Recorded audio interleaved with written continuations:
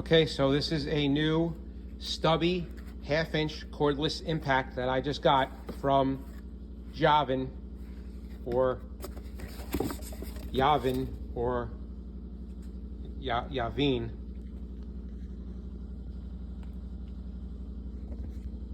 But anyway, let's check this out.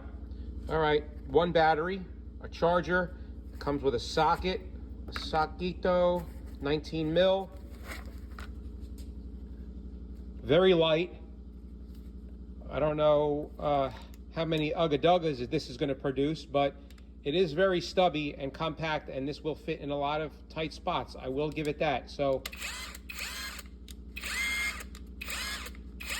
the real test will be with a load on it, so stick around.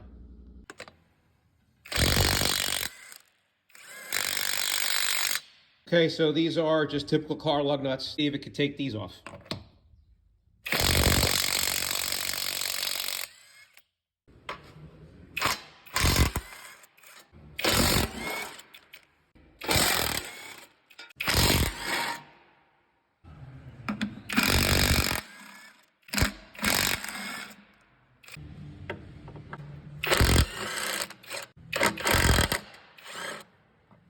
Okay, so here we go.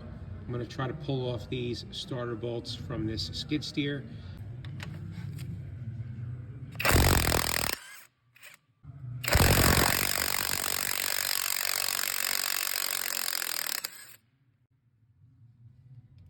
Pretty good so far. Only got one more left. Let's see if it'll do it. Okay, so I had to remove the oil filter right here, disconnect the wires off the starter. Now let's see if we can get behind here. It'll take it off.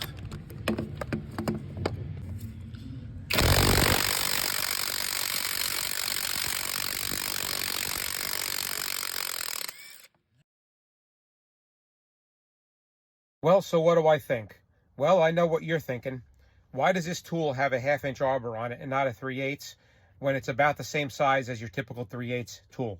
So if you look a little closer, when you compare this to a 3/8 DeWalt, that the body and the hammer looks slightly bigger, which gives it a little bit of an advantage. Here's another look. So I think it's ideal that it's got a 1/2-inch arbor, but yet the body is still pretty small to get in tight places.